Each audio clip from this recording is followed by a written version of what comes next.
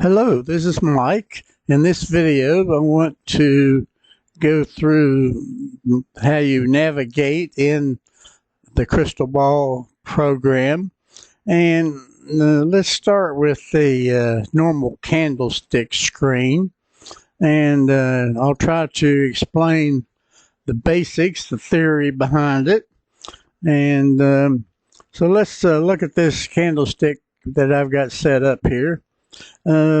This was Friday, the yesterday was the 7th, the 6th. Today's Sunday, the 8th. And it's about 7 o'clock in the morning. And I don't think you can see the time down here. But now, the this big green candle is what happened on Friday.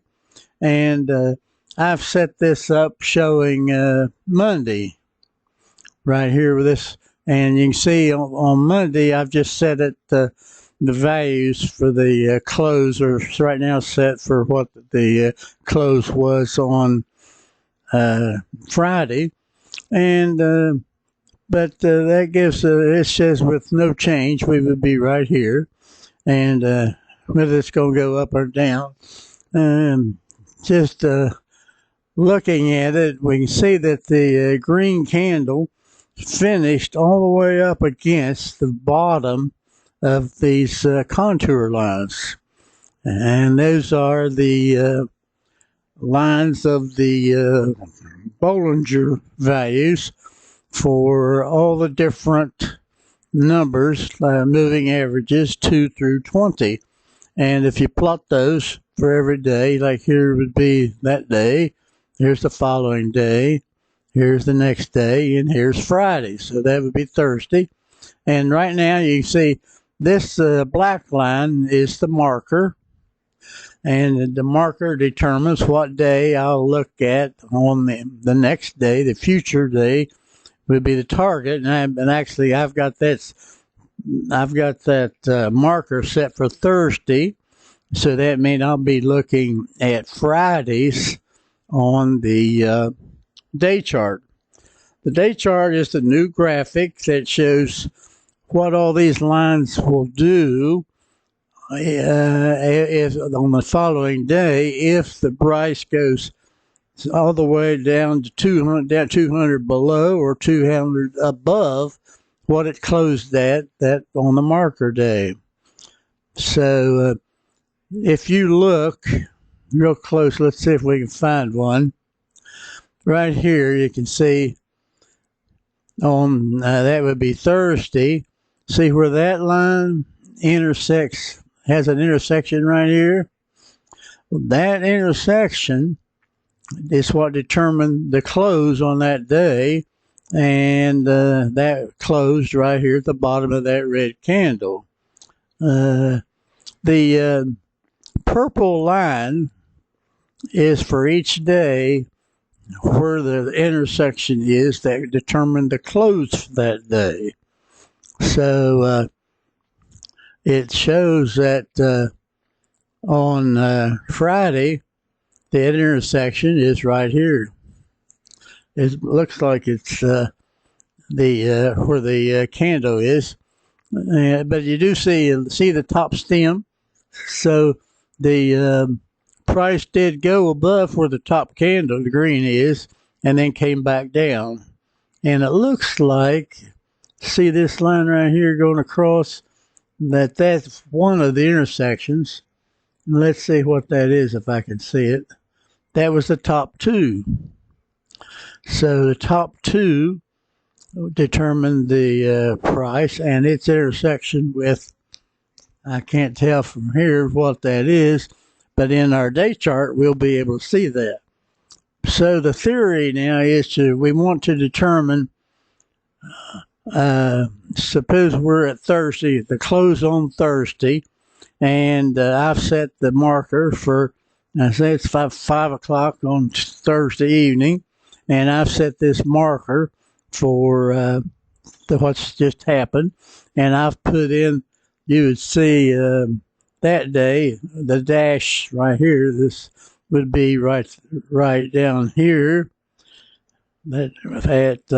on Thursday evening, and where I've got it set up to read the daily chart for Friday.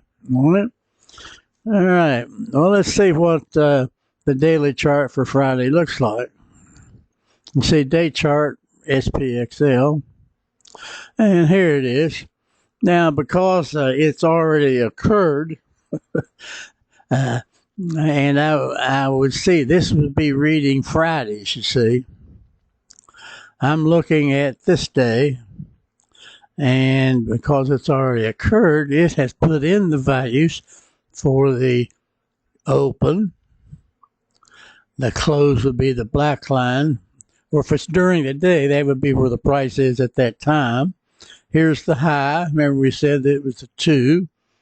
And so let's see where the 2 is. This is the 2 moving average line. Here's where zero change is. This is the price where it closed at on Thursday. And on Friday, let's move up.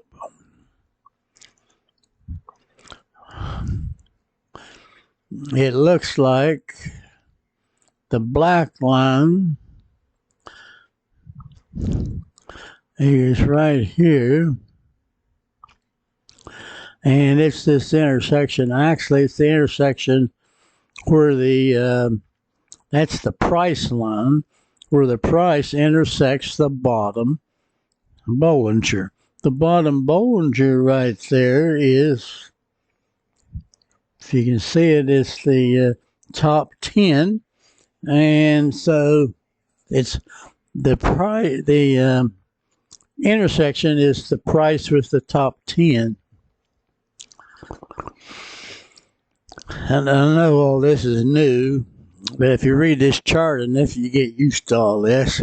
So now this is one caveat about this chart is you can see if the price goes all the way to here, to go above that, the price, which is this line, is going to go above that top 10, means it's violating it. It's past the line. So, and it is the bottom one. And usually, it's like when you see the price hits the top 20 or the 20, that it bounces off. It won't go. If it goes above it, it violates the 20. But it's a real tendency for the price to turn around and go the other way after it goes through that Bollinger. Well, you see, there's what's happening. That price is coming up, and it strikes that line, the top 10, and it went above it, violated, and then came back.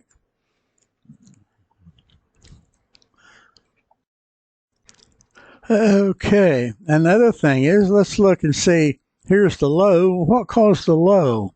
Well, if you look here at the bottom, we see that low is occurring where this line, which is, if it'll say here in a minute, the bottom 4 intersects that top line of on the bottom, which is the bottom 14. Now that's the way it usually happens is when you see one of these with a lot of curvature coming in and intersecting usually the top one that has a lot less curvature, and here's the bottom, here it says 10, it's bottom 14 comes over, and this one, which is the bottom 4, comes over and intersects. Now, if you look real close, it's not really intersecting the top one. It's intersecting that red one right here. And I can't see if that says that is the bottom 13. So, if you knew how to read this, you would know that would be an extreme point, and that when the price got to there, it's going to turn around. Now, why not the very top one? Well, that's a good question. But let's see. The top one is the bottom 14, but it actually turns around at the bottom 13. Now, let's also look at this. Look at the white space in here. On the bottom, you got this little triangle, and you see it's elongated this way. This white triangle comes way down here, and the price didn't go down there. But but that does mean, and the way I can say that, if you think of that white space as being a fish, this would be like the long tail of it, and this would be where the head is. Now, that's an indication of which way it's going to go for the day, in that this white space, the head is right here. And for the upper one, you can see that we got this elongation way down here, and we got this real large white space. And sure enough, it closed right here to close off, to be at the very tip of that large white space. And that is basic how the mechanism for the close works, is that it tries to close off the largest white space. And there it is. So you could also, by looking at this chart and which way the white space is, you could say that it was going to go up for that day. And it, sure enough, it went down to here. And they say it closed off on the bottom, this white space. And if you're used to reading that, you would see that this white space is the largest white space on the bottom here, close to the top, that is pinched off and determined the low for the day. So it went down here, determined the low, then went back up and went up to this high. The high, you see, is like it's the intersection. That's the price. Let's see, I think I call that bottom one, but the Bollinger value of 1 is the price, title of 1, and that's the price. And here's the price going up. Here's the price going down. If it had gone down far enough, this price would have hit the top Bollinger on the bottom, which would have been the bottom 14, and they would have violated it and send it back to where the top of the bottom is. So, just a little bit on reading this chart. So we finished right here to close off, pinch off this large white space, and stopped it from going. Now, I know I'm describing to you in white spaces and intersections of lines, but all this probably has a good statistical reasoning behind it, and these white spaces will be like 3 standard deviation marks in statistical process control. Okay, let's go back to the candlestick. Let's see if there's anything else on this I wanted to explain. That purple line is the intersection for each day, and it's where the close is, the closing intersection is, and you can see that for the green day, it's right at that top of the, right there's where it violated. There's the high, and there's the close, and it's at where the finished price is the top of the green, and that's where the finished price was, and that's at the bottom Bollinger on the top. That happens a lot. Now, it will violate that.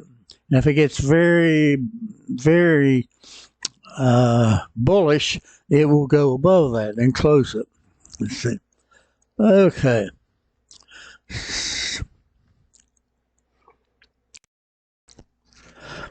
Now, as you can see just so far what I've shown in this video, that this is a very new method. I haven't seen this anywhere on the internet. And I don't know if the big boys know about this or not, whether the stock market is controlled. And yeah, I know during the day there's a lot of program sales and stuff.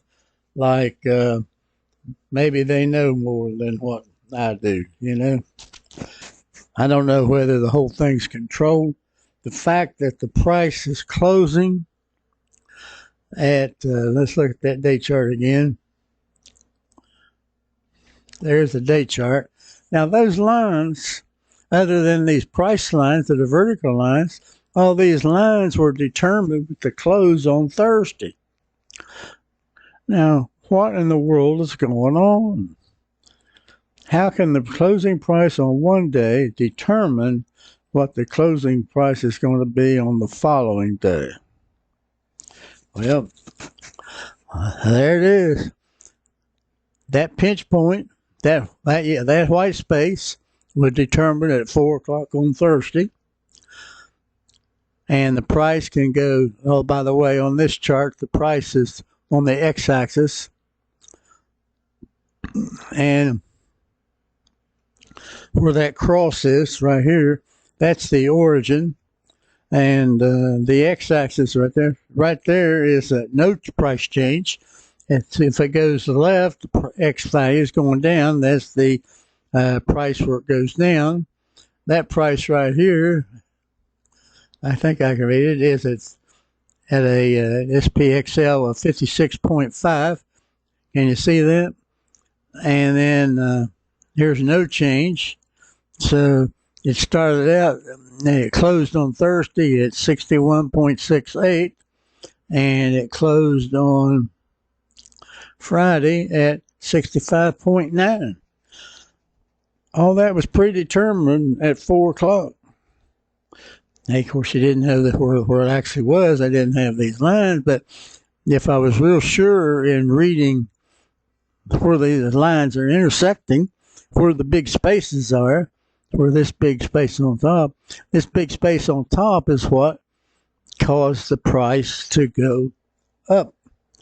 And so that was saying that made this point more probable than this point, or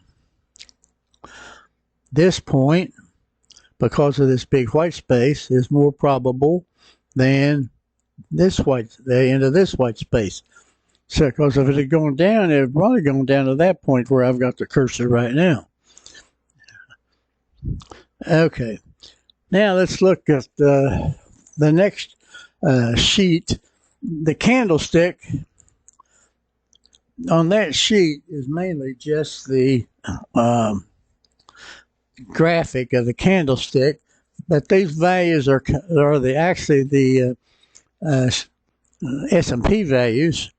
Like, let me go on here. That value, can you see that? 3896.34, and that is the top 3 Bollinger line. And down here is that green one, I think is the 3. Bottom 3, it says. And so that's the bottom Bollinger there on that day. That would have been on Wednesday. This red was on Thursday. Here's Friday's, the big change. Okay.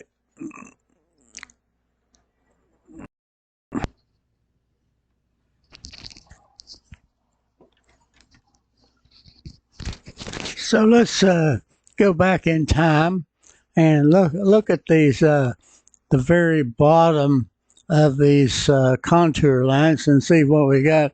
You can see on this day the price went just barely above that bottom one. On this day, hit the high. It actually went up above it, and then that was violating it and came back to here. And the low then went down below that and then went back above it. And so this very bottom line seems to be a hard set limit. Let's see if there's any day that it finished above it. So here, and see this finish here is below that line, and the low was above that line. Now here it looks like here's a day that they violated, the low violated it, went above, and also finished at the very bottom of that contour line. So that bottom contour line seems very important.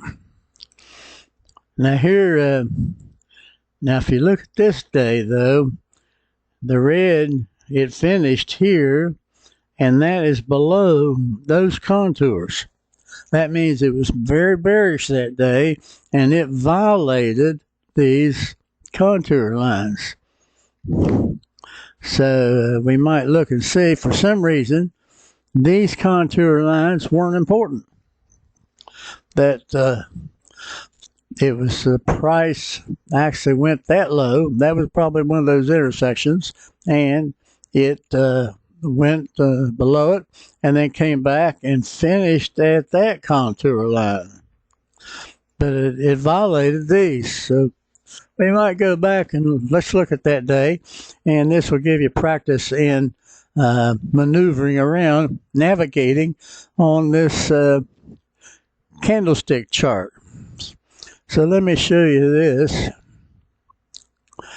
All right, now here's some navigation tools. See here we've got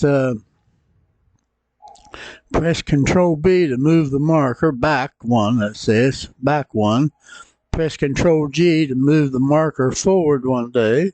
Press Control E to move the marker all the way forward. If we're way back, we'd want to go to the very last day.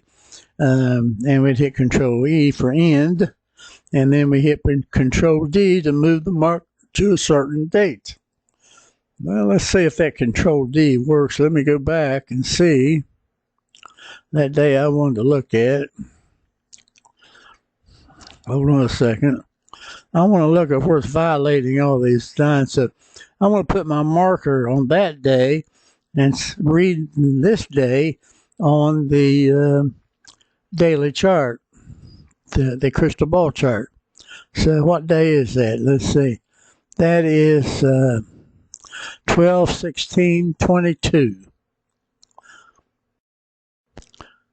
So I'm going to change that date to 12/16/22. And let's see if it'll go to that. That ought to be in our history. I'll wait until it calculates. You can see where it's calculating here. I'll pause the video while that calculates. Okay, it's finished calculating, and we see that by where it's reading that Friday, December the 16th, and that was on row 2046. Not that you need to know that, but so let's go see if our marker moved back to that date. Whoops, it hasn't. We're right here. Evidently, it hadn't updated yet. Well, the reason it hadn't updated was because I didn't tell it to. I fixed that date, but I didn't tell it to go to that date. So it says press Control D to move the marker to the date that's right there. So let me hit Control D. And it's thinking. While it goes there, I'll pause the video. So you can see right now that the marker is no longer there. So let's go back and see if it's on that date that I wanted. 12, so there it is. Here's the marker. So now my crystal ball is going to have, looking through the foggy glass of the crystal ball, I'm going to see what happened on that day. And I want to know why it violated these. Well, one thing you can see is that these lines are no intersections. See those contours? They're all parallel. If there's no intersections, that means there's no closing prices. Well, that's just one hint. Let's go to the day. And here's the, oops. Okay, now remember the date that I was looking for was 12/16. Well, it turns out I don't have that much data in my spreadsheet. I only go back to 12/29 at 10:30, as you can see here in my TC Data SPXL Min. So let me go get more data here. I've got it available. So I'll stop the video and get more data, then come back. Okay, here I've got a file, my data bank file, and you can see I go way back to first of the year, but it's here on May 2nd. So I'm going to copy this data over and paste it into that crystal ball sheet. So let me do that. I'll stop the video. Okay, I think I got things fixed. I didn't have enough history data to go back that far, and I went out to Yahoo, got data, and came back, put it in the file. And so here we are. We got the marker back to here. And so that's our marker day. And here is our target day that we wanted to see. And we wanted to see what was the deal with that much violation. It closed down here and it went on down through these lines. But we can see right here on this candlestick how those lines are parallel. There's no intersections in them. And if with no intersections, that means the price won't close. The closing prices are determined by intersections of the lines. Evidently, it knew it could go on down through those lines.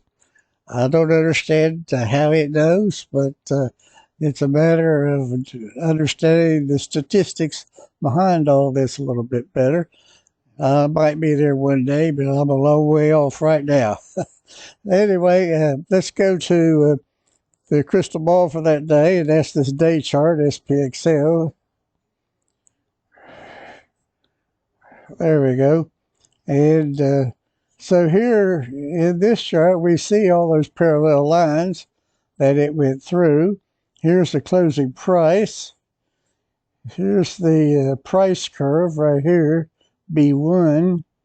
So the price went all the way to here and stopped at that contour, which is the bottom 16. So that's the deal with that. But also, if we look here, we see what's going on here. Where is the? Well, we got the price intersection. It would go down through there, but how would we know that? Well, here's how we know. Look here. That bottom 16 had an intersection back here. So that made it in the game, you might say. So all these others, well, that looks like an intersection, or close to it. But evidently it didn't count. The price went on down through this bottom 17. So you can see there's a lot to learn about this stuff. As far as I know, no one else is studying this. Here we see this bottom 3 coming up, and it goes above that one, which is the bottom 15. See that line right here? That's where the price is increasing. And actually, this price stopped at this intersection of the bottom 16. Wait a minute. I'm trying to read what that one is. That looks like it's the top bottom 11. All right, bottom 14 is the solution. And I'm trying to see what that line is. I guess it's the bottom three. I know the bottom three is way down here. Let's see if I can highlight it. No, there it is, isn't it? Yeah, that's it. Whatever that is. Uh,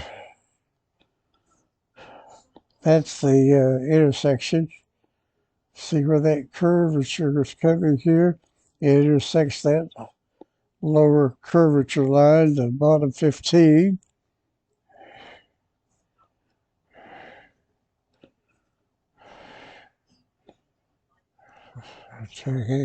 I'm trying to see. That's hard to do. Anyway, that's why those lines are those contour lines are in play, because there's no intersections. And we learned quite a bit by doing this, but then we wonder, as that price is going down, what's determining the closing price? Well, it's how far up this line has come into the contours. That's the bottom three. And it's not the bottom three. Let's see what that is. I'll have to find it here. That says the bottom 11. Yeah, that's the bottom 11. So it's where the bottom 11 hits that bottom 15. Now, there's something to be learned here also, is that it's the top higher curvature line. That bottom 11 is the top, I mean closest to the origin line in this, and it's got a lot of contour to it, a lot of curvature to it, compared to all these straight lines. I mean, well, less curvature lines. So it's all about low curvature lines being intersected by high curvature lines. And you'd think that it'd be easy to write an algorithm to determine where this higher curvature line intersected the contour. But the trouble is, I don't think, we see it here, it doesn't look like it intersects that one, which would be the bottom 17. It intersected or that's the bottom 16 maybe, bottom 16. And here's where it intersects the bottom 15. And that is the one that determined the close right here. So why did we go on through the bottom 17? Yeah, let's see. It didn't intersect it very much. Maybe there's enough error in the calculation that it never really did intersect that.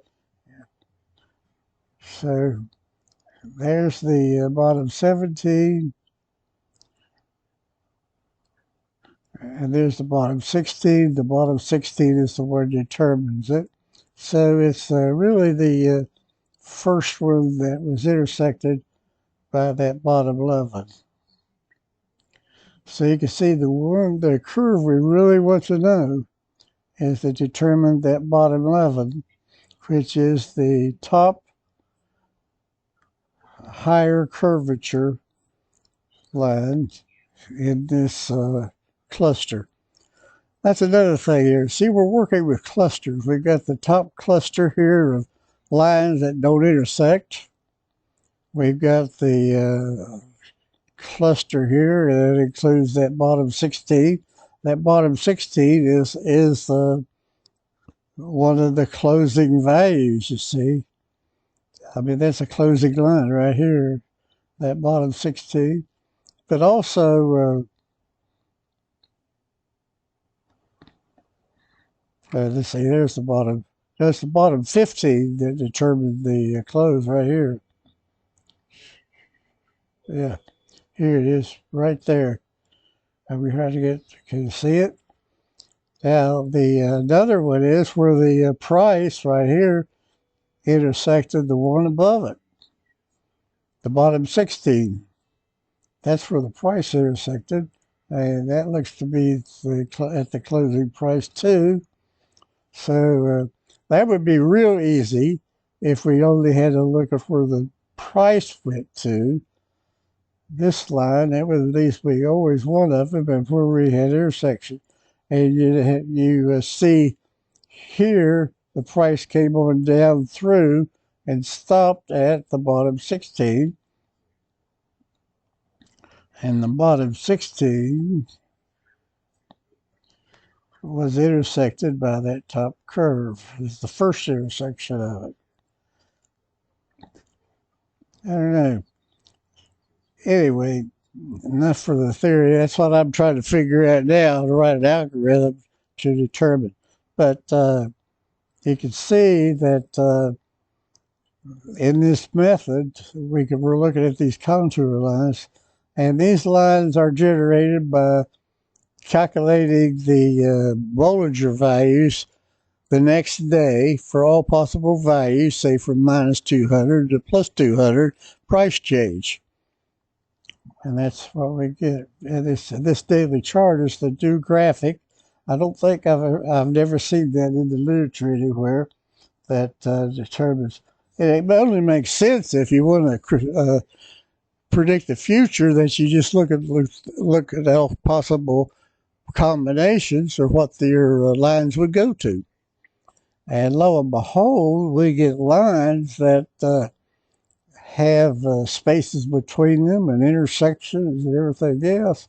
And we see that the closing price is right here at the intersection of the price and the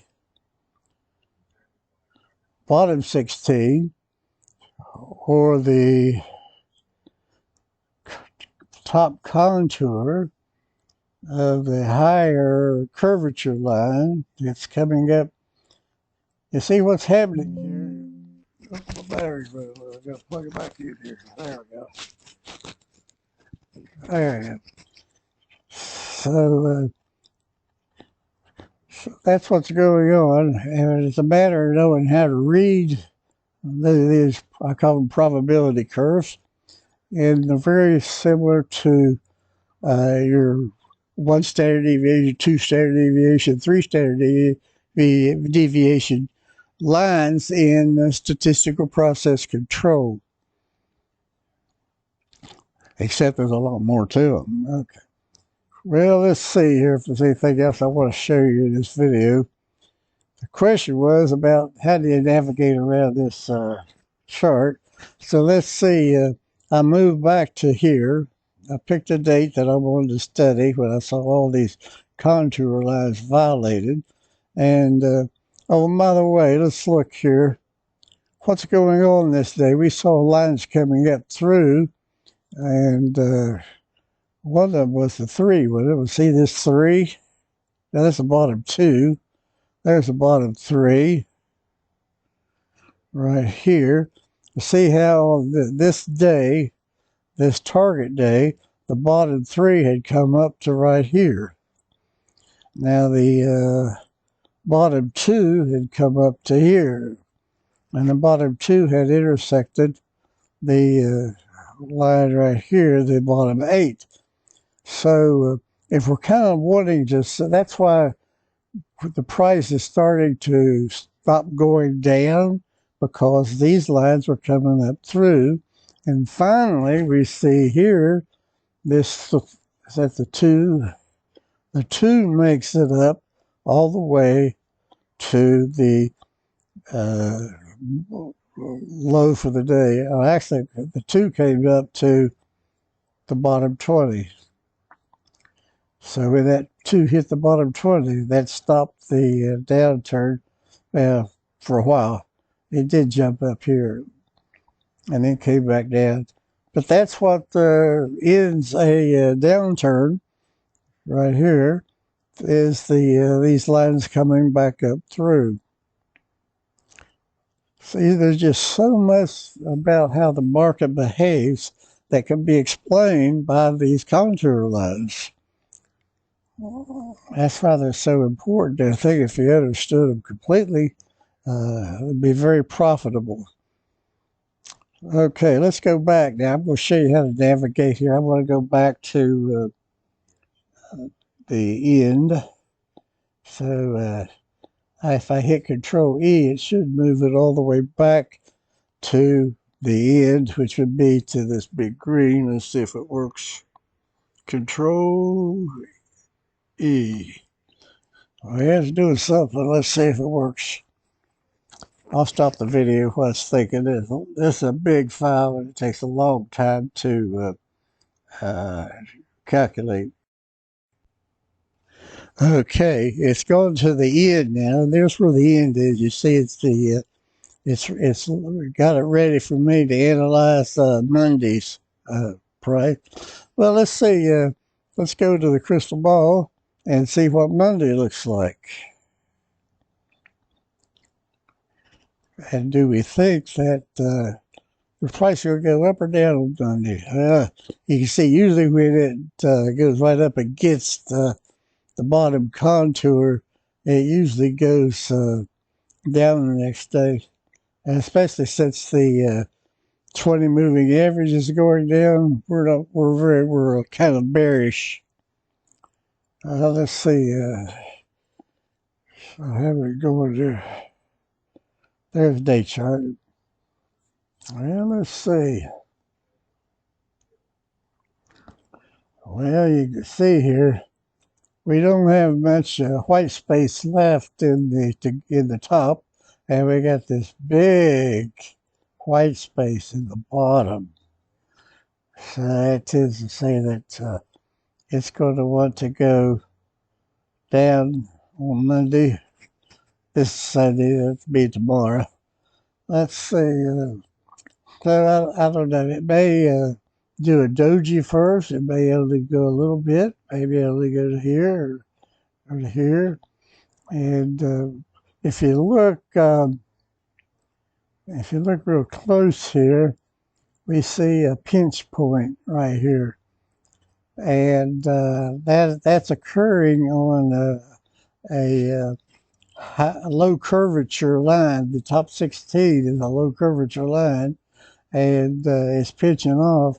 So I would say it may only go down to right there, which would be to 64.39.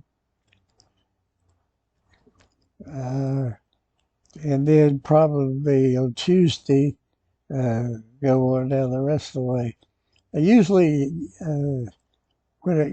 before it goes down a whole lot, you'll get a doji. It's like it's changing from the top to the bottom by going through a doji. Okay, let's see if anything else. Okay, one more thing I got to show you then. Here's a candlestick, and where are these values for this coming from? They're coming from this sheet here called Price Data GSPC, and that's this. And you see where I've got a Monday row entry, and that I've just set that values on that row equal to the close of the day before on Friday's close. And that's why all those are the same at 38.95, and that gives me that straight line right here at the close, you see. All right. So one thing you have to do is update this sheet. Once it closes on Friday, you need to add Mondays to it. And to do that, highlight Friday's row like that, do a Control C, then move down to there and hit Control V, and you'll copy Friday's on down, and then update the price, and then set these cells equal to the close the day before. Okay. Now, So I think this video is probably worn you out already. I'm going to stop and look at it. And I covered a lot of new stuff. I know it's new to you. The theory behind, the statistics behind, the theory behind how these contour lines work. We did see how lines with no intersections are just bypassed.